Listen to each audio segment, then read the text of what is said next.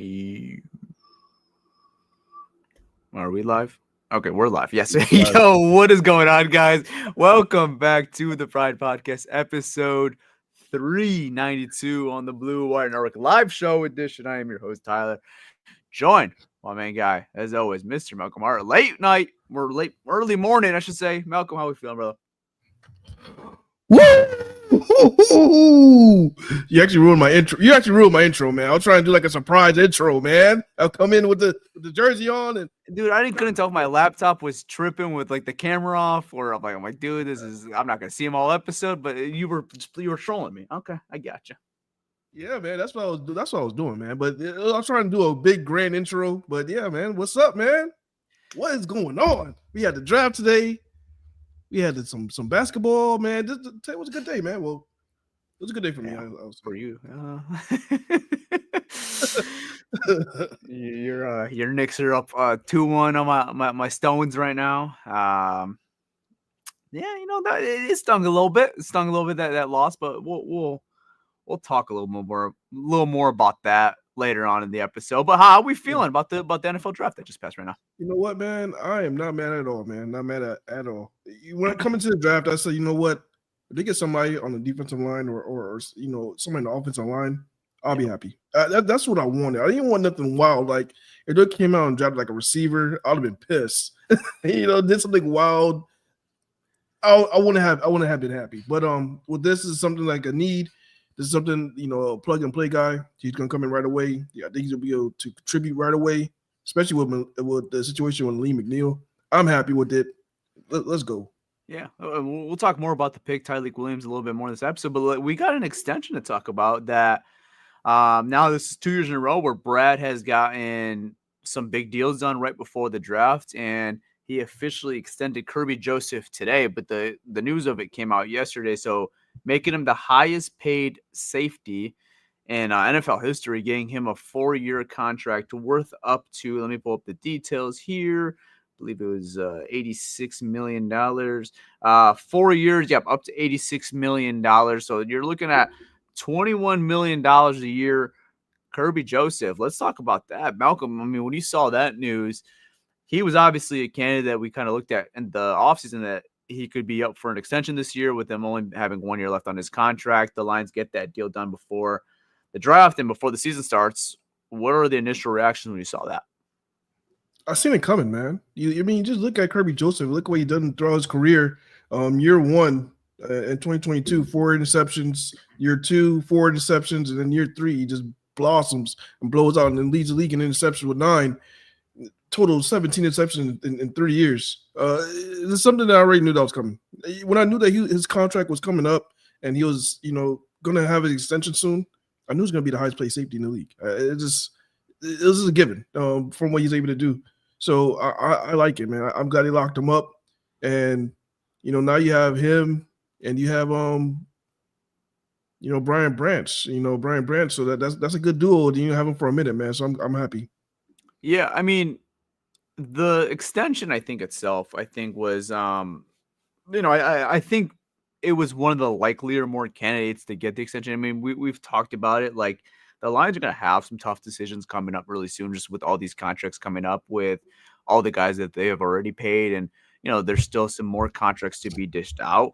I think forward looking, some people are expecting some tough decisions to come, but I think when you are talking about guys that are going to get locked up and guys that are going to be here for the long run, I think Kerby Joseph was kind of one of those guys that a lot of people expected to be one of them that was going to get extended.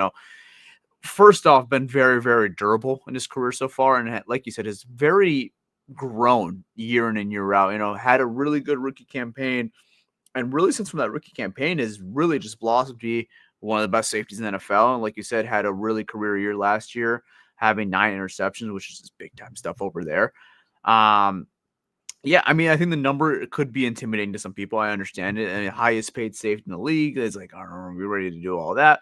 But I think we say it every single year. And it's one of those things you kind of have to take with a bit of a grain of salt, especially at any position. But when you see the highest paid player, that label is usually not going to stick around for that long. That's just the nature of the game of the NFL and just kind of sports in general now. Contracts are going up. cap space is going up every single year. So highest paid player for now. How long is that going to be? Is it going to be for the next 5 years? I could guarantee you they'll not last for 5 years, and it probably won't even last. Maybe the offseason lasts, but it's not going to last very long. Is what I'm trying to get at. Him being the highest paid safety, like that's going to even out eventually. Kerby's a really good player, man. He's a guy they really, really trust. And yeah, like you said, I'm happy that they are sticking with Kerby Joseph. He's a really, really good football player, and it locks up a position for a very long time. He's still very, very young and very, very durable. So it's not one of those positions you have to worry about now. Kerby Joseph, you just know what you're going to get out of him year in and year out. And, even now, like I still like to believe it's not a finished product. I think like we saw last year, like he even took steps from the year at previous. I still think there could be more steps forward for Kerby Joseph, which is even scary to say because he's already one of the best safeties in the league. So the point is saying it made a lot of sense. I'm happy the Lions got the deal done. Not too surprised with this overall.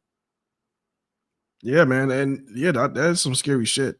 If he actually can take his game to another level, because like you said, man, he already shown that he's one of the best safeties, and just having him back there, man, he's a true playmaker, man. Like he reminds me a lot of, he shows some flashes of like Ed Reed as far as like his ball hawking skills. Like it's like for some reason, like the ball he's attracted to the ball. Like if the ball gets tipped or the ball's in the air, it like lands his way. He always ends up making a play, man. So shit, if he's able to take another leap, man, I'm all for it.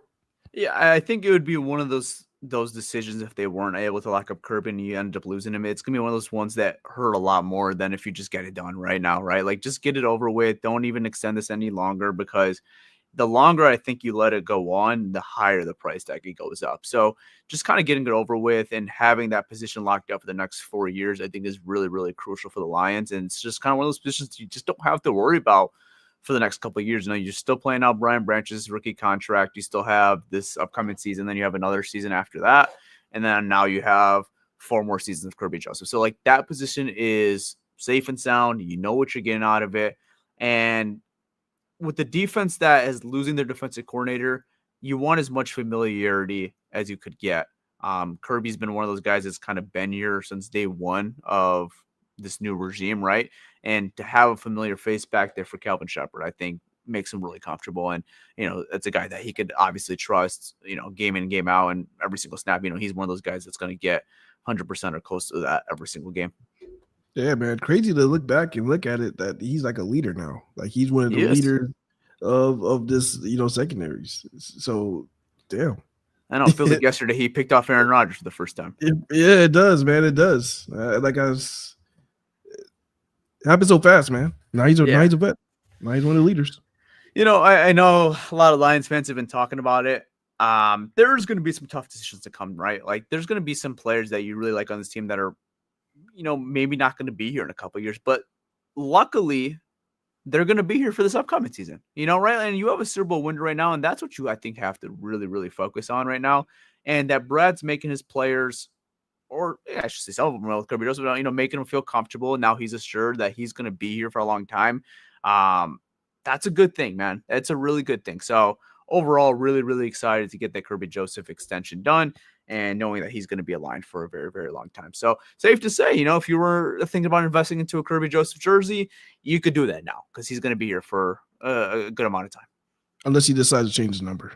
Which what the Lions have shown they are not scared to do that. So yeah, you're right. Maybe don't invest too quickly. Don't invest too quickly. But I think overall, I don't want to say no brainer, but pretty close to a no brainer. I think it was a good decision by Brad and the staff to get the contract done. Yeah, let's move on, man. We have a draft. NFL draft. So Lions picking late.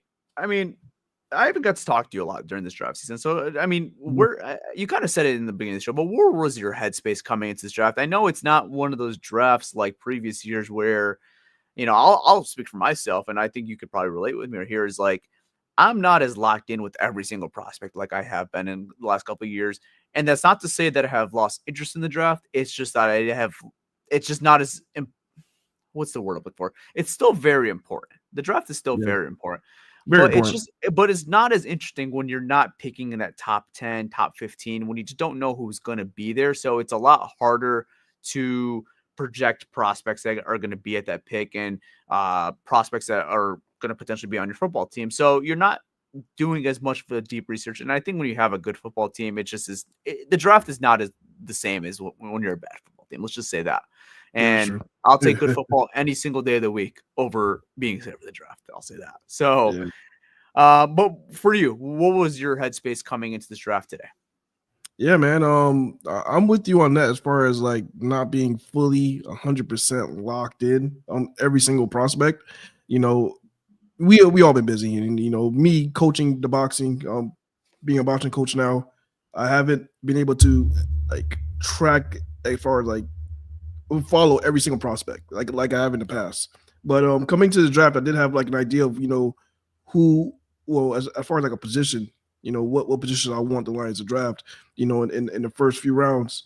And in round one, I wanted them to just get somebody on the either the offensive line or on the defensive line. And with this pick, I wasn't like mad. I know there was some guys on there, and then like there's some guys there that the Lions could have got. Like there's some edge rushers. Green was right there. I know a lot of people wanted Green. I mean, I'm not sure exactly what is holding him up because he should have been drafted. He should have been drafted. So for him to fall this deep, out of the round one, this might be some question marks. Is it something with the medicals? Is his character everything there? I mean, I don't know what's the full story. But I'm happy with the pick, man. I'm not even gonna lie. I'm happy with the pick because it's gonna help out the running game. It's gonna help out Aiden Hutchinson, and you can still get guys. I mean, the draft is deep with a lot of edge rushers, and I mean, I don't know where to go round two. They could go edge rusher or they could go offensive line. Right. Either pick, either thing, either or. I won't be bad. Yeah, I mean, even Brad has shown us like he's not afraid to trade up in drafts, so like that could be a potential opportunity right there. Like this is a very deep defensive line class. Something we kind of highlighted it coming into this month. Like this is a very very loaded defensive line class. Like if you want to get a good defensive tackle, good defensive lineman in any part of this draft, honestly, like there's a good chance that you're gonna land a guy that's probably not supposed to be there that you could get here in day two. And you're looking at this talent early on right now, there is still a lot of talent left for the Lions to still upgrade, right? And I think just looking at day one, what they did here with this pick, sitting back and grabbing Tyleik Williams, like you said, man, for me at least, and I know Brad doesn't think like this, but for me, this is how I kind of approach the draft and how I want how the Lions to attack this draft was get you a day one impact player. Get you someone who's going to contribute day one for this football team. And I could say I'm very confident that I have a strong feeling that Tyleik Williams is going to contribute for this football team day one. This is a Well, room in the defensive line room right now, the defensive tackle room more specifically, that is, it's weak right now, right? It's not a room that has a ton of depth right now. And with the Lee McNeil potentially starting the season on PUP or IR or whatever literature they end up using for Ali McNeil, a guy that's most likely going to miss the start of the season, right? To get a day one impact player that is going to have a role in this football team, I thought was very, very important for this football team. And I think that's what they did exactly with this pick at pick 28. And just hearing the quotes of Brad Holmes' press conference after the draft, saying how he fits like a glove, how he's a film junkie. Like it just sounds like a perfect fit for what this team has built, and seems like a perfect guy for this locker room and this defensive staff with Kelvin Shepard. I think they'll get the very best out of him. So, overall, I think you look at this defensive tackle room, right? Like Tyleik Williams is very, very versatile. You're going to look at the numbers and you're not going to be super blown away saying, oh, big sack number, a double-digit sack guy. Like that's not what you're getting out of this guy, but you're getting a very, very versatile player that could play nose tackle, a guy that could play the three tech. Like you could move him around and get funky with these formations with Tyleik Williams. Still a really young player that has a ton of upside. So really, really excited. And hearing Brad kind of compare him a little bit to Lee McNeil, saying he reminds him of Lee McNeil, that's very exciting in my opinion, because I think when Lee McNeil was drafted, granted it was in the third round, not pick 28, kind of a similar player, right? Like a guy that didn't have very sexy numbers at North Carolina State, was more classified as a nose tackle, came into the league. The Lions got their hands on him and made him a more versatile player, a guy that could line up in the 3 tick, a guy that could line up in the nose tackle, a guy that could get after the quarterback, a guy that's really good at stopping the run. So the Lions have had a track record of being able to develop these kind of guys. So if they could throw this guy in a Lee McNeil training, I guess you could say, like that's a scary sight, man, because then you're really looking at a really good defensive tackle room for a lot of upcoming years. You got Lee McNeil extended, you got that contract over with last year, and now you got Tyleik Williams for minimum 5 years. Now you got him in the first round, you got 4-year rookie contract, you got the 5th-year option if this works out. So if this player works out, and from all my standards, because I trust Brad Holmes so much with his evaluation, this could be a really, really fun defensive line room for a lot of years. Yeah. You know what? I'm actually interested in seeing when Aleem Mineo comes back and how they're going to play all these guys because they still have DJ Reader there. DJ Reader's there. I want to see if they actually go more 3-4 as far as like on packages where they needed to stop the run. They just lined up, DJ Reader, Lee McNeil, and fucking Tyreek Williams, line them up there and see if they can run. Teams can run the ball on that. Like that'll be a crazy lineup, just having those 3 defensive tackles there. But let's take a break real quick to answer some questions from the listeners right now. Yeah. And they have a question for you, Tyler, and this question is this right here. Was that the best player available? If it's my judgment, which is nowhere near an NFL standard, but judgment, like, would that have been my pick? Probably not, right? Like, I don't think I was, watching the draft, I wasn't pushing the table. Oh, we gotta get Tyleik Williams. It wasn't one of those picks I'm jumping up and down about. But like overall, I think you see the vision of it, and that's the main part of it. Is like you could see the vision of it. That how is this gonna work? It's not kind of one of those positions like you said. It's just kind of like a what the f pick did we just do here? Like I see the vision what they're doing here. Lee McNeil's gonna miss the start of the season. He could take a lot of those reps to start the season, and if he could grow in the beginning of the season, like you said, then it gets really exciting. Like, how do you mix it up? Now you have Lee McNeil, you have Tyleik Williams, you have DJ Reader still in that mix. You bring in Roy Lopez in the offseason. Like, so you have some options there now. But like I said, I completely see the vision. He's a guy that fits the mold of a Detroit Lions defensive tackle, I think, right? Like, not a super sexy pass rusher that's going to get after the quarterback, but a guy that's going to first stop the run, but then has that pass rush ability if they can unleash that out of him. I think that's still the work in progress right now with Tyleik Williams, and that's the question remarks with him is like, could he improve as a pass rusher? Could he get after the quarterback a little bit more often? And if he could do that, you can unleash that out of him. Like, that's when it gets scary for him. But right now, I think at the very bare minimum, what you're getting out of Tyleik Williams is a guy that is going to stop the run. And what is the Lions shown the last couple of years, kind of when they've done this little defensive turnaround? That's what they want to. That's what they want to target. That's what they want to do on defenses. First is stop the run game, and then we'll worry about the other stuff after that. So that's just been the Lions' identity for the last, now it's going to be the last 3 years. Yeah. I think he's gonna become a fan favorite right now. I mean, I know a lot of fans right now don't think he's a very sexy pick, and I think when he comes in, I think when he gets on the field, I think he's gonna become a fan favorite, man. I think when you look at is he the best player available? I mean, there's guys who probably have more potential, but I think as far as is he the best guy that fits the system for Detroit right now and come in right away and starting? I think it is. I think he's that guy. Like any other pick other than like offensive lineman, I think this is the pick. I mean, because the offensive lineman, you get like one of those top guards, you could plug them in right away, But yeah. But even that, that's not as guaranteed, I don't think, right? Like, I think this is even more of a guarantee because, yes, I agree with you. If they were to take a guard, which there really wasn't even one really available to take at 28 that I thought was worth the value. But like, let's say, like, hypothetically, there was, and they did take a guard at 28.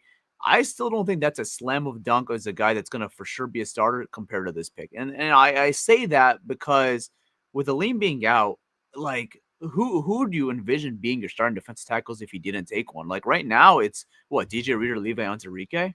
Yeah, Levi Onwuzurike. And I think DJ that Reader is more of a more easable, replaceable player than the Lions guard situation right now. And I know the Lions guard situation is a bit dicey right now, and it's a little bit in the air. So I understand the thought process if they did go guard.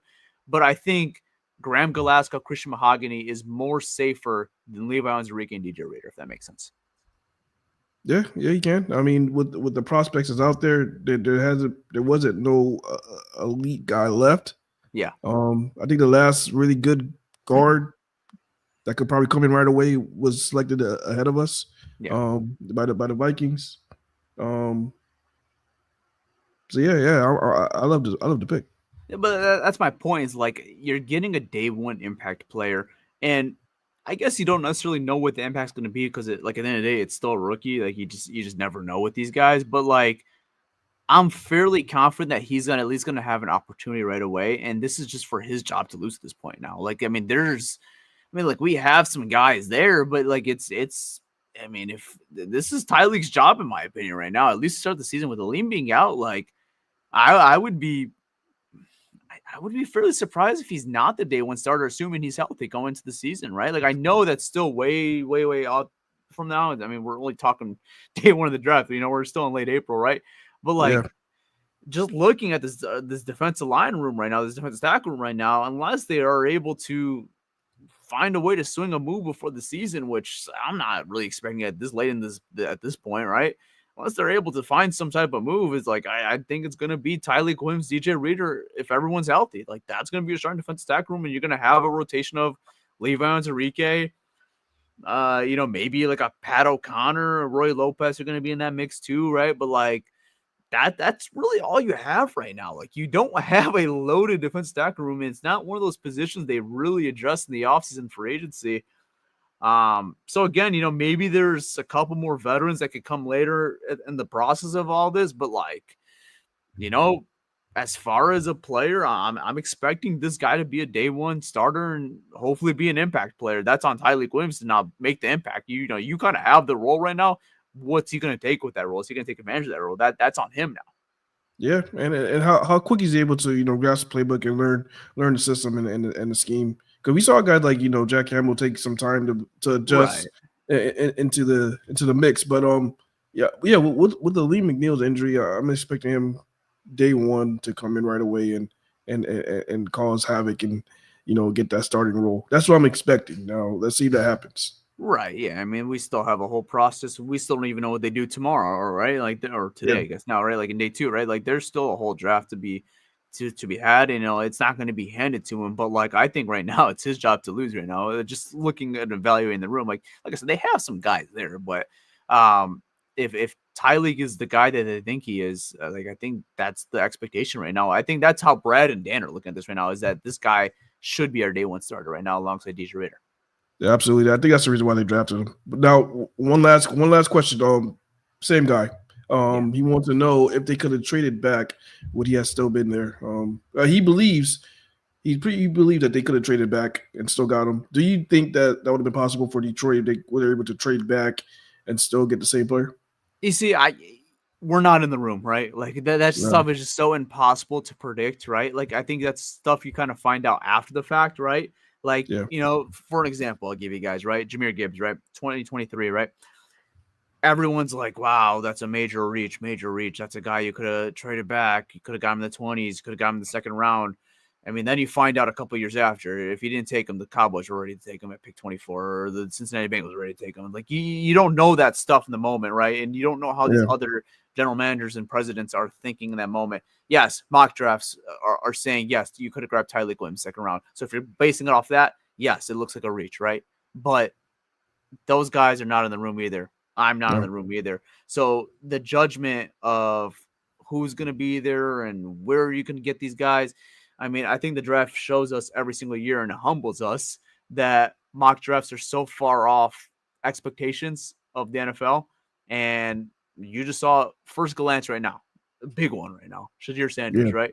Guy that was supposed to be top 10 pick, top 15 pick, 3% chance that he was not going to be a first round pick, or 3% that he would not be a first round pick.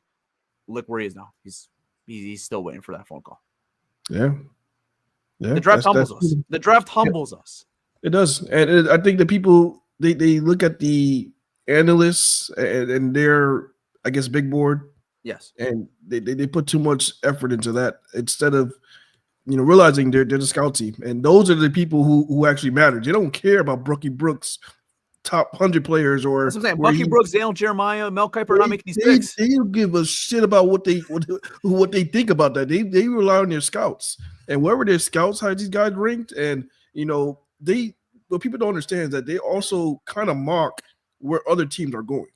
So that's where they kind of go with where they're going to go as far as if they need to trade up or they feel like a team is going to grab that player, they'll trade up to get that player. But I don't know. I mean, to say that we could have traded back and got him, I don't know. I mean, Yeah. who knows if one of these teams in the back end would have picked them up? So I don't know. And something you have to also factor, it takes two teams to tango. Maybe no one wanted your pick. Like that's also a possibility, right? Like, you're a pick 28. Like, it's not the sexiest pick ever. Like, there's a possibility that there's other teams that don't want your pick. Like, I think Brad did his due diligence and then said, hey, if he thought he could get this guy later, I think he did his due diligence and saw if he could potentially trade back. But I think at the end of the day, whether he did or didn't, I think he felt comfortable making the pick here at 28, and that's exactly why he made the pick. And, like we said, man, like, this is a guy that fits the mold of what they like. So I'm not shocked. So maybe, yes, they could have traded back, potentially got some more draft capital if another team was willing to do that. And that would have been great too. But uh, at the end of the day, I'm not in those rooms. I don't know how other teams evaluated Tyreek Williams. I don't know where they had him on their board. Who's to say that the Philadelphia Eagles weren't going to take him or the Kansas City Chiefs weren't going to take him. Like, there's just no guarantee in that, right? Yeah. And I'm not saying they will take him, but like, you just don't know. You never know. And then also, I think a big factor into it is drafting out of the first round. I don't think they wanted to draft out of the first round because big thing you lose that fifth round, that That's fifth huge. year option. Yes. That's huge. People don't understand. You draft the second round; those players don't have a fifth year option. Now, first round they do have that fifth year option. So you only look at a couple of teams that possibly trade with to, move that pick. Unless you're going to go in the second round, then you lose that fifth round option. So the fifth year option. So I don't think they really wanted to trade too far down. I mean, you only have three picks out of the first round. I mean, those are especially decisions when you have a Super Bowl window. That fifth year option comes in so crucial. Like, we're looking right now, man. Like, Jameson Williams, like, having that fifth year option, that back pocket, and having an extra year of control of him is a huge difference right now. Like, I wish Brian Branch had a fifth year option right now, but unfortunately, we don't have that ability right now. Like, or even Laporta, right? Like, I wish those guys had a fifth year option that we could have an extra year of rookie control with those guys.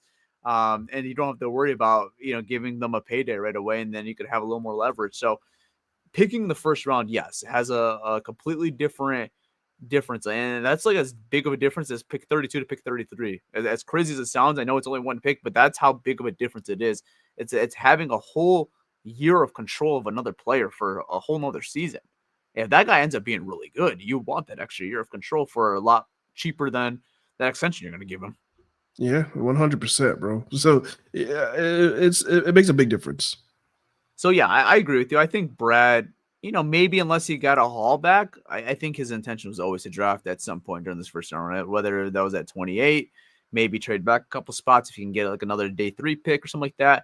Or, if there's something he really, really liked, maybe package some of those picks. We've seen him do that in the past and move up. But obviously, it didn't look like there was an opportunity for that, or maybe there wasn't a player that he absolutely loved that he felt obligated or comfortable making that move. So, overall, like I said, you just never know of how other teams view him, I guess is the main point I'm trying to get at. So, something that else I want to point at that kind of makes me like the pick even more too. And Brad has said it too before the press conference, and he's shown actions of this before. He's not one of those guys that thinks like me or you, Malcolm. Like, he's not just taking a position because he just likes he needs a position of need, right? Like, he just needs to fill in this position. No, Brad is legitimately going to take whoever he thinks is the best on the board, whether that is a running back, a quarterback, receiver, defensive tackle, long snapper, whoever it may be. Whoever he thinks is the best player available at that spot, he is going to take. So that he sat back at that spot, that he kept his spot at pick 28, and still took a position of need. But that really shows to me that he really likes the player and it fills in a need. So it was a win-win situation for guy like Brad Holmes and a guy like me, right? That wants a really big, position of 100%. need, but then he feels in a position that a guy he really likes in a position of need. So that's huge. Yeah, that 100%, bro. That's the part that scared the shit out of me. Yeah, The because you no just lie, don't know what this guy's gonna it do. scared the shit out of me because I was like, all right, shit. Brad Holmes, he don't give a fuck what positions that need right now. He could have drafted Sanders right now and just say, oh yeah, he could have came to the press conference and say, yep, he's on top of my board. I drafted him. And then everybody's got to be like, shit, well, Brad did it. We just got to take it. Brad knows what the fuck he's doing. We just got to take it. But that's the part that was scary. That's what I was saying. Yo, as long as we get somebody on offensive line, defensive line, I'm good. But if we do something crazy like wide receiver, quarterback, you know what I mean? Like, it would have sucked, but we just had to take the shit at the end because we were like, shit, Brad did it. Yeah. What can we say? Other than Brad has a good track record. He knows what the fuck he's doing. He did it. So we just gotta deal with it. But it makes me sleep a lot better that they have filled a position need too. Yeah, If he took it, like receiver would have been interesting, right? Like it's sexy. It would have been like cool to see, but it's just not a position need right now. Like you're good there right now. Yeah. But, I was worried, man. Like Will Johnson was there. I was like, please don't draft Will Johnson. I know he's a great player. He has some injuries. He has some injury problems. He's a great player. If this dude is healthy and he could be a game changer for a team. But shit, please don't draft him. Like we don't need another corner. We don't. Yeah. But if Brad would have did it, we just gotta be like, shit, Brad know what the fuck he's doing. Exactly. That's like one of those things where like I think I come on the mic and have a complete different perspective. Like I know I shouldn't think like it, but like it's true, man. It's like when you have a Super Bowl window right now, like you got to think a little selfishly. It can't always just be BPA. You got to be a little bit like, hey, we have Levi Onwuzurike and DJ Reader right now, and we have a really good cornerback room. Like, do you need Will Johnson right now? Do you need him right now? You don't. You don't need a Will Johnson. Like, where does that fit in the equation right now? No, nowhere. Like, you know what I'm saying? So like it makes me sleep a lot better today that we filled in a position of need. And knowing Brad, I know he like this was legitimately number one player on his board because I know how he thinks. Because he's shown us in the past he's not afraid to take a position even if it's deep. Like when he took Jack Campbell, we had a good linebacker room. Yeah. Even when he took Jahmyr Gibbs, we just signed David Montgomery to a 3-year, $6 million deal. Like $6 million per year. And we had Swift. And we had Swift at the time. Like, like I was saying. Yeah. So he's not afraid to take positions even if it's loaded. Yeah. And then and the wide receiver position worried me too because the whole rumors that was going on with Jameson Williams, even though he did clear the rumors, he shut it down. He shut that shit down quick. But if you would have dropped a receiver, would all be like, oh fuck, where the fuck is Jamo going though? That would have been everybody's thought right at that process. But yeah, he killed that, so that's what happened. I'm so glad Brad shut that narrative down. That whole sequence just never made sense. I made a tweet about it a couple of days ago. Like the idea of it just never made any sense of it. Like maybe in the future, like I know I said on top of the show, there's gonna be some tough decisions to be had, and maybe Jameson is one of the tough decisions that you might have to work with in the future. But that's in the future, not 2025. You have a whole year of control plus a 5th-year option with Jameson Williams. Let's worry about that when it comes to the war and that. I have a Super Bowl in mind right now. I'm my worry right now is playing at Santa Clara in February right now. That's my worry right now. Not trading Jameson Williams. I think that's where a lot of people should be right now. Yeah. Before we end this draft talk, I mean, we talked about the draft pick. I'm happy with it. You happy with it? I'm pretty sure Pierre. I don't think there's been a draft pick in round 1 since we started the pod that Pierre hated the pick. Even deep down inside, he might have, but he just never would admit it, right? I can tell you right now, Peter did not like the TJ. I can tell you, Peter did not like the TJ Hawkinson pick. I'll tell you right now, he didn't like the TJ Hawkinson pick, but he'll admit to it this day. Well, he won't now, but he'll say, "Oh, I love the pick." He'll bring up all the good stuff about it. Yeah, he tried to justify it. I was like, "Come on, man!" Because you know what he does? I'm gonna expose Peter. You know what he does? Oh no, he has these strong opinions before the draft. But then when the GM of the team makes the pick, he goes on Twitter, search up the guy, sees a couple highlights, sees a couple writers write some good things about the guy. He's convinced after that. All of a sudden he's convinced. He doesn't want to be disappointed. So I give him credit for it, but that's just how he thinks. I will never forget the Jelani Tavai pick, and he will try and justify that pick. I was like, yo, we don't know who the fuck this guy is. Pierre. We don't know. When we did a hard, intensive draft dive on like the top 200 players, and that motherfucker never came up. We like dived into like the top 300 players, and we didn't see this fucker. Like, who is this guy? He's like, he's from Hawaii. Duh, that's what he said. But who the fuck is he? And like July. Speaking of Tamai, right? He was the guy that we only didn't know. ESPN didn't even have a highlight tape of him. Nah, they cut to commercials. Everybody was confused. They cut to commercial break. Everybody was like, huh? There was no like maybe I was hoping for like a little Daniel Jeremiah. Give me a little highlight break. Maybe me a little excited. No, you know what? We have to get this Arby's commercial in right now. Are you shitting me? You kidding me? We had to get an Arby's commercial in while we just took a player. I have no idea who we took in the second round, early second round pick for that matter too. You kidding me? We had to cue a commercial because they couldn't find highlights from Hawaii. You kidding me? No, and the worst part about it, the guy was coming off an injury. You shitting me? No, yeah, that was 2019. That was 2019, man. This shit. But there hasn't been a pick that Pierre has like hated. So I'm pretty sure he liked this pick too. So we'll just say that we're all in agreement with this pick. Yeah, and I saw Tyreek Williams highlights, so I feel comfortable that I at least got to see his highlights after we drafted him. We would have a commercial break. Good, man. Yeah, he does remind me a lot of Lee McNeil. So I'm happy. You got two of those fuckers. Shit, two big fuckers like that. That's quick off the ball. I'm happy with it. Yeah, guys that are going to be first emphasized stopping that run, and then that's the big thing that they're going to have to unleash out of Tyreek is they have to, if they can get that pass rush out of him. He's never really shown it at a consistent level, but if they could unleash that out of him to make it more consistent and get those pressure up, kind of like what they do with Lee McNeil, man, that's when it could get like really, really good. Obviously, it's a lot of what ifs, and we'll see what happens there. At the very bare minimum, like I said, I know we're getting a good run stuffer. That's what we're getting with Tyreek Williams. We're getting a good run stuffer. I know that could be a little boring to some fans, and I understand it. You want a guy that's going to help Aiden Hutchinson, you want guys that are going to help get after the quarterback. I completely get what you're going at, but like that's just what the Lions' identity right now. It's stopping the run. That's just we have to face it, whether you love it or not. That's the Lions' first identity on defense is stopping the run, and then pass rush is second, unfortunately. That's just how they think. Yeah, man. That's how you win football games, man. You make a team one-dimensional, stop the run, get them pass happy, and then you win. That's how you win games. Yeah. So I'm good with it. I mean, that's how they've shown that they've been able to have a better branded defense for sure. Making quarterbacks one-dimensional. I mean, we've seen it. Like we said it. Like there's a handful of quarterbacks that could, pass up not having a run game. Like be good without a run game. Like it's a very small collection of guys, and then even the really elite ones, like it's still really hard for them. Like you still need to have some type of run game to still really unleash the best version of that quarterback. Like you saw it firsthand in yourself in Detroit for 12 years with Matthew Stafford, an elite quarterback, a great player, never had a running game, and you saw the second that he left your city and they put a run game somewhat around him, he was able to win the Super Bowl the first opportunity he had. Yeah. Like, yeah, we've seen it.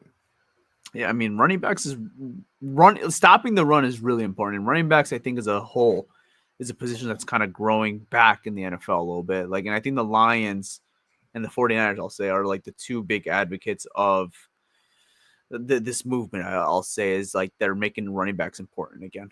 I'm happy because I've been for I don't know how many years I've been saying like this doesn't make sense that their value is decreasing when these are guys who touch the ball. They're second in the offense that touch the ball more than the quarter. Like other than the quarterback, the running back gets more touches than everybody. So they the fact that their value is being diminished is it was just mind-boggling to me. I didn't get it. Yeah, there was a phase, but I think it's growing again. Yeah, because the guys are going in the first round again. There was a point that they were even drafting guys in the first round. And like we're talking elite talents too, like really, really good players. Yeah. Like I mean, Jonathan Taylor didn't make the first round, and like that's a special player. That was probably a top 10, top 15 player in that draft, like talent-wise. And that's all because the value of the running back got diminished. Like it didn't make sense to me. Yeah, it didn't make sense at all. I mean, I get it. They don't last as long as other positions because I guess you only have like how many years to hit about 30, 31, 30. And then I get that, but they still touch the ball more than anybody on the damn team. I take that back. It's the center, quarterback, and then the running back. They're the ones who touch the ball the most. Yeah. I understand like trying to like maybe stay away from top 5, top 10 picks like that. Like that's where it can be a little more riskier. But overall, you're right though, and I think sometimes as like these experts, right, and even GMs fall in this this spot a little bit too, is where it's like you look too far down the line. Sometimes it's like sometimes you have to just maximize a window. Like when you have a window, just maximize it. Get good players, just get talent in there, and see what happens, right? Like don't think about when the guy's 30 because you could do that with a lot of positions. Like a cornerback is a prime example. There are guys that go top 10 every year when there's good corners, right? Like, and Yeah, there's no questions about that. But they're the same thing to a certain extent. Once they hit 30, they're not the same players either. Once they lose their speed, they're not doing the same things that they were doing when they're 24, 25 years old. yeah, no, man, that's like one of the hardest positions because he can't do shit. He can't touch him. He can't breathe on the receiver. He can't Yeah, do anything. especially in today's NFL. Yeah, so yeah, as they lose as their speed started to get slow down, there to goes their career. It starts diddling down. Yeah. All right. Well, now that day one's finished, we're on board with the Tyleik Williams pick. What are some things you kind of want to see the rest of this draft? Day two, day three. I mean, some positions maybe not necessarily any players, but just some positions you like to see the Lions maybe address in the next couple days. Oh man, so this. I mean, now that we addressed the defensive line, man, I would like to see them go. Get someone offensive line. I think offensive line depth is good, and especially somebody that could, you know, I'll say, challenge, Mahogany for that guard spot. Somebody that could, be in a position battle, or I would say, for that guard spot. Other than that, man, they're saying another receiver might be an option for Detroit. Yeah. Um, so I'm just seeing who's there, man. I definitely want an edge rusher. So um, hopefully in one of these picks, either the second or third round, they go edge rusher. So hoping that happens. Yeah. I think we're kind of on the same boat right here. I mean, this is a team that just doesn't have a lot of holes right now. They have a really good team and a really good roster. So Yeah. just kind of filling in. I don't want to necessarily say the holes, but like just more depth, I would say at the very least. Like even if they took another defensive tackle, I would not be against that at all. Like it's still, like I said, a position that's not really deep right now. Even after adding Tyleik Williams, like it's definitely better now than it was yesterday. But like if they want to keep adding to that room, like go for it, man. Like this is a loaded class, especially in the defensive line class. So if they want to just keep going and adding talent at D line, like go for it, man. Like yes, I want an edge rusher. I want to get a guy alongside Aiden Hutchinson, but like I think Brett has a philosophy. He's gonna still stick with the BPA approach, and like now that he kind of filled in one big need right now already, and there's still some needs out there a little bit, like you said, with guard and an edge rusher right there, but just kind of go out there, fill in some spots, get some really good football players, and have them contribute for this football team. We're at a point where it's like second, third round picks aren't even guaranteed like playing time anymore. Where in the past, those are like just kind of like we're plugging them in as starters right away, right out of training camp. So it's hard to win a job here. It's a good football team. It's a Super Bowl contending team. They have a very, very good roster. So like whoever they take on from this point on and from pick 60 or wherever they end up making that pick tomorrow, right? Like there's no guarantees that they're gonna have a lot of playing time, right? Yeah, man. That's the thing, man. Shit, I remember when. What was the year that Malcolm got drafted? Malcolm Rodriguez. 2020 Two, 21, 21, 2. 2022. Yeah, so that year didn't we had like four. We got 4 starters, 4 guys that come in right away. It was like more because like James Houston was even producing that year. Yeah, shit. So because we had Hutchinson. Well, the JMO was missing out the start of the year because he was dealing with that ACL. But then Yeah, so you had Hutchinson, you had Kerby, and then you had Pascal when he was healthy. He had a role in this football team, and then Rodrigo had a lot of playing time, and then James Houston towards the latter half for that season, was playing a lot too. yeah. So shit.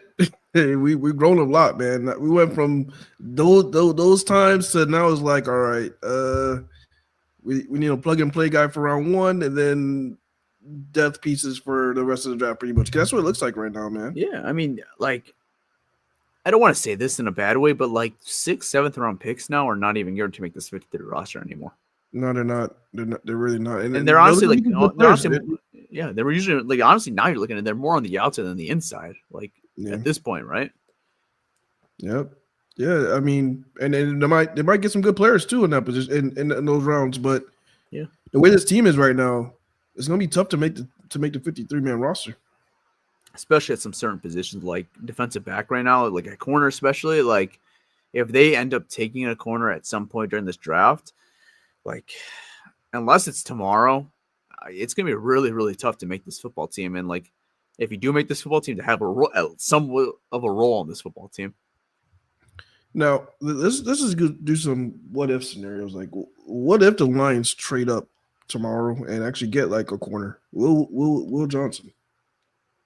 If they were to like, get Will Johnson hypothetically, you see, like that's where I get confused a little bit. I don't know because there's not a spot for him, right? Like they signed DJ Reed to a 3-year deal, so you know you got him. The draft Terran Arnold last year in the first round, and he was a guy that was a day one starter last year. So you assume, unless something crazy happens, like he's going to be a day one starter this year again. I mean, and then you drafted Ennis Rakestraw in the second round last year, so like there's some hope that he could hopefully get on the field a little bit. He obviously dealt with some injuries last year. Amik Robinson was really, really good for this football team, especially towards the later half of the season too. And he's got one more year left on his deal. And then they even made a couple of flurries, some smaller deals in free agency. You bring in Avante Maddox, you bring in Rock Yassin.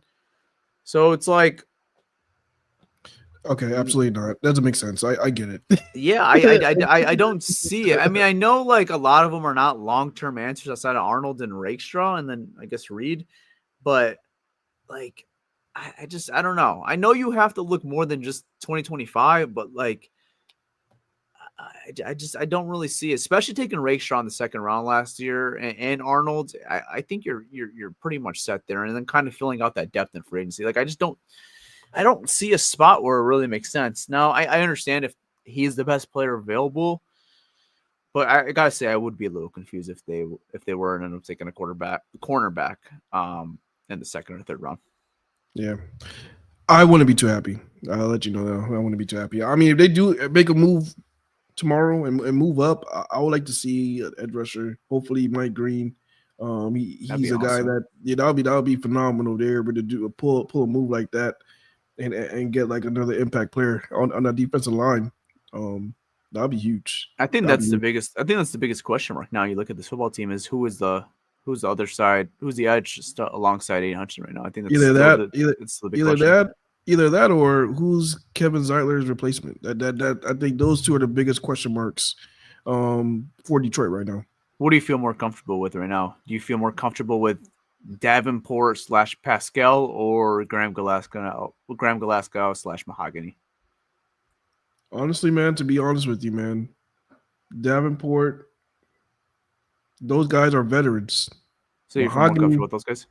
Yeah, not gonna lie, man, because Mahogany, he played well during his his little time, getting that role, getting some snaps, but we haven't seen him long term. I don't know how to feel about that because he could shit the bed year 2. Yeah, he could pull a fucking James Houston. Now we know James Houston had an injury, but we don't know what the fuck happens when you give that guy a full load after year 1. Yeah. So I don't. How confident am I that he's gonna come in and ball out?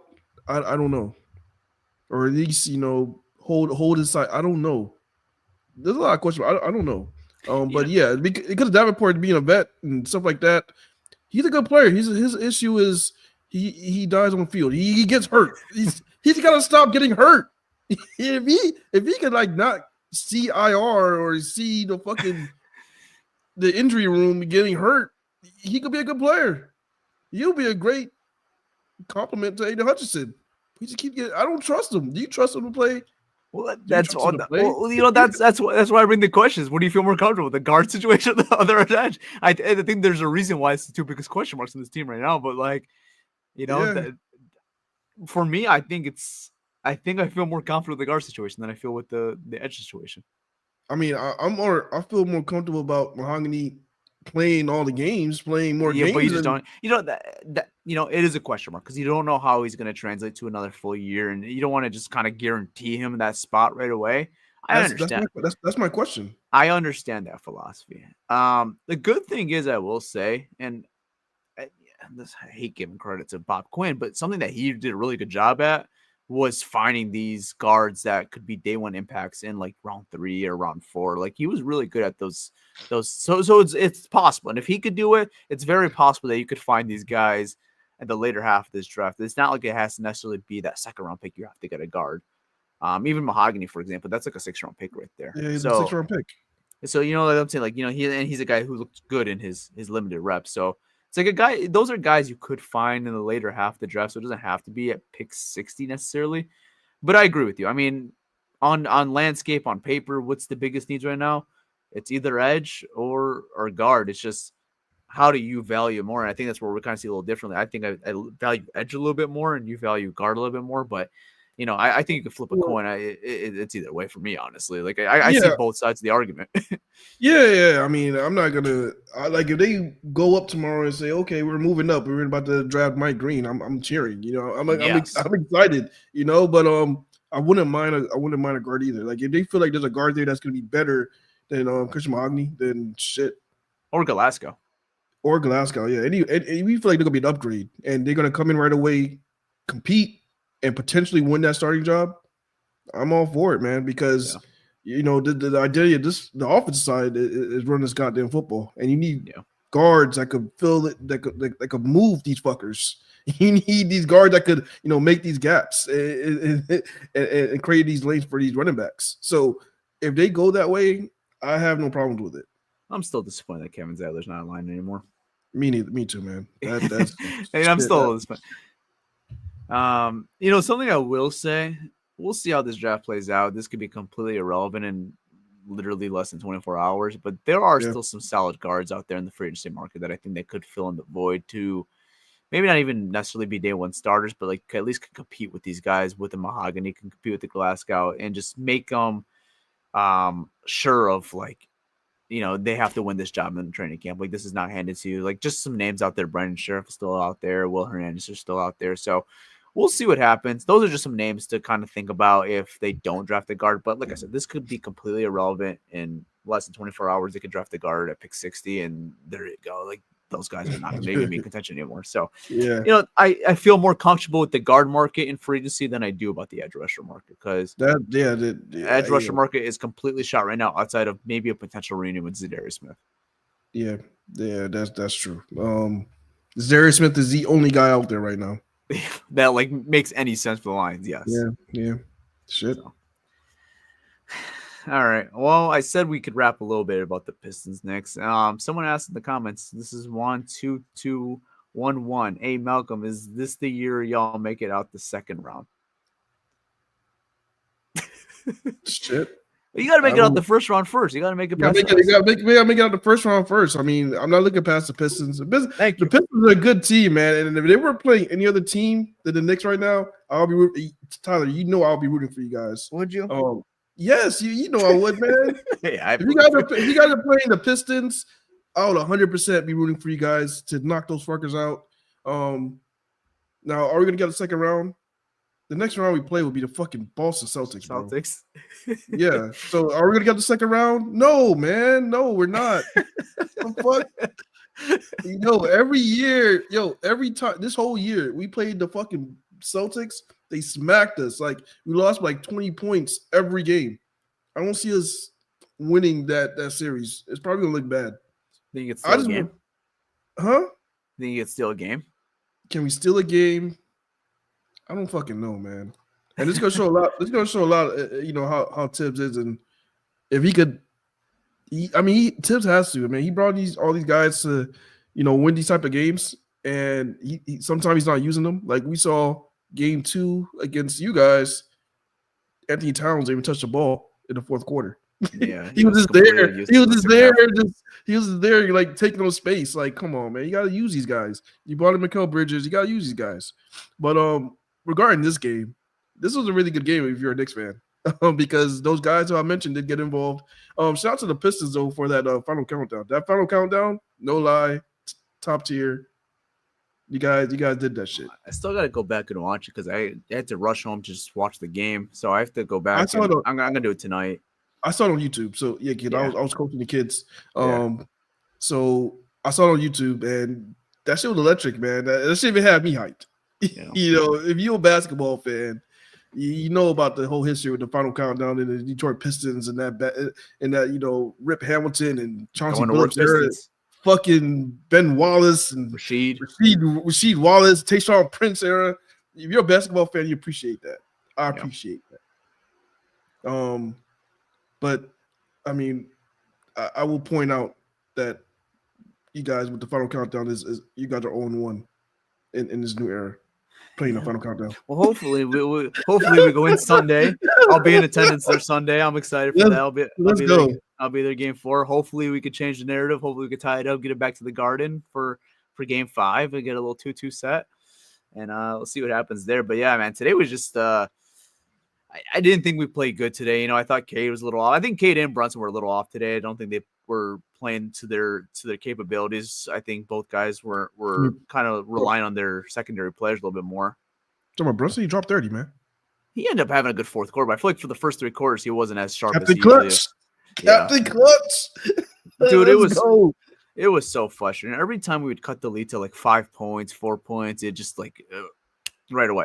Sorry, I was about to say. Yeah. Right away, 9 points, 10 points, right back. Like it was so annoying, man. Every time like we have some momentum going, we couldn't maintain it and take the lead, and it just like, man, the defense was bad today by the Pistons, getting in foul trouble again, and it just wasn't the same brand of basketball from the first 2 games. I think the first 2 games they played some pretty good ball at MSG. Today was just a little off. I mean, they weren't. Malik Beasley has been really bad these last 2 games, really bad. He's been talking more than he's been hitting shots, which is just unbelievable. Yeah, that's the tough part, man. That's the and this is why I come back and say you guys need a superstar. You guys have a great team and you got to play out of with a lot of grit, defense. Yeah. But you guys need a guy to take over if K is not going. You know what I mean? If K is not dropping 30, you need another guy that's gonna say, okay, fuck it. Pass me the rock, and that's what the Pistons need. You guys are relying on, for this series, Ben Dennis Schroeder has been like the best one after that. It was just it's crazy to say. I thought it was what's it called? I thought it was Malik. Malik has been terrible the last 2 games. He was good. But I'm talking about like this season. This season, yes, scoring wise, yes, it would be Malik Beasley or it would mainly be Malik Beasley because Duren's not really much of like a great scorer. But yeah, mainly Malik. Yeah, now you guys are relying on like fucking Tim Hardaway Jr. Like Yeah. he's like been your second best option right now between him and Harris didn't do shit this last game, but Tobias was bad today. Yeah, he was pretty bad. But that's why you can't rely on these fuckers like that. You can't rely on like fucking Tim Hardaway Jr. Not in a best 7 game not to rely on him every single game because prime example Tobias Harris, a guy that can absolutely go off one game or he could drop a goose egg today like he did today. Yeah. I don't end up getting some points at the end of the game, but pretty much a goose egg, right? Like the second most comfortable player that's been after Cade has been Dennis Schroeder. He's been hitting some really big shots, been playing the point guard position really, really well. Other than that, it's like there's just been a lot of inconsistencies. Hardaway was really bad game 2, really good today. Tobias really good game 1, pretty good game 2, bad today. Malik Beasley good game 1, bad game 2, game 3. It's our time. Are you still there? Are you still there? I don't think Tyler's still there. My goodness, did this guy freeze? God damn it. God damn it. This guy is frozen. I'm talking about like frozen. Oh, that is wild. Yo, you're back. You can hear me now? I can, bro. You was I'm talking about frozen.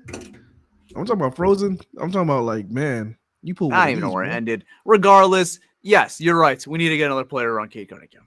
You know what? But I was gonna say this. No matter what happens in the series, I think Detroit is back. I think Detroit basketball is back. No matter what happens in the series, I think you guys are going to be able to compete in the Eastern Conference from year in year. I think you have a good coach. Yep. Yeah, you found yourself a superstar, and you might have a guy in Kate Cunningham that may attract other players. Yeah. So the future is bright for the Pistons. No matter what happens, it's unfortunate you guys got to play the Knicks round one this year. But like I said, the future is bright, and you guys gonna be a problem. I mean, this is still a series. I know it's like I think the I'm, Knicks are still the anything favorites can to win. happen. Obviously, yeah, the Knicks are still Anything the can favorite to win. But like all these games have been super close, man. I mean, game one is a game that we could have arguably taken if we just didn't go in that super cold spell in that fourth happen. quarter, right? Like that's a game we should have. 21-0 run. Like that's a game you should have taken, right? That was wild. That was wild. Like game two, I think we were pretty dominant all game. I think this was the first game where I think the Knicks kind of dominated all four quarters. But other than that, like the first two games, I feel like we've been like good for 7 quarters in the first two games. This motherfucker. I don't know how. You know what? Shit. Tyler froze again. He's frozen, everybody. Yep. He's frozen. Let's see if he comes back. Let's see how long it takes for him to come back. Let's see what's going on. He's frozen like in the same position. You got to tell him to stop doing that same position. Every time he gets in that position, he gets frozen. Look at him. He's looking crazy right now. Oh, shit. Oh, shit. Now he's gone. We're going to give it a second, see if Tyler comes back. If he does not come back, we're going to wrap it up. It's already getting – this is 1:29 a.m. Oh, my God. We'll see when Tyler comes back. And he's back. Tyler. Yo, are you there? Can you hear me? Tyler. Hello. Yeah, I can hear you, but can you hear us? Can you hear me? I can hear you. I can't hear you. You can't hear me. End the goddamn show. I'm over it. You hit the live button. Could you could hear me? Yes, I can hear you. End the goddamn show. I can't hear you. Will. And I don't know what you're saying. I don't know what you're saying. End the goddamn show. I'm over it. Ending the goddamn show. All right, guys. That's a wrap. Good night. To episode, which episode was this again? This was 392 of our live show. Tyler I guess he had enough. His connection went out. That's what happens when you start talking about Knicks and Pistons basketball. Start fucking up his connection. He didn't want to hear it no more. He probably hit the button. He's like, I don't want to hear this shit. And just got the fuck out of there. But that's it. Guys, it was fun. Tomorrow there's round 2 of the NFL draft. I might go live after round 2 and 3. I think it's round 2 and 3. I don't fucking know. After the draft tomorrow, I may go live. I'll let you guys know on X. But with that being said, guys, I'm out. Peace.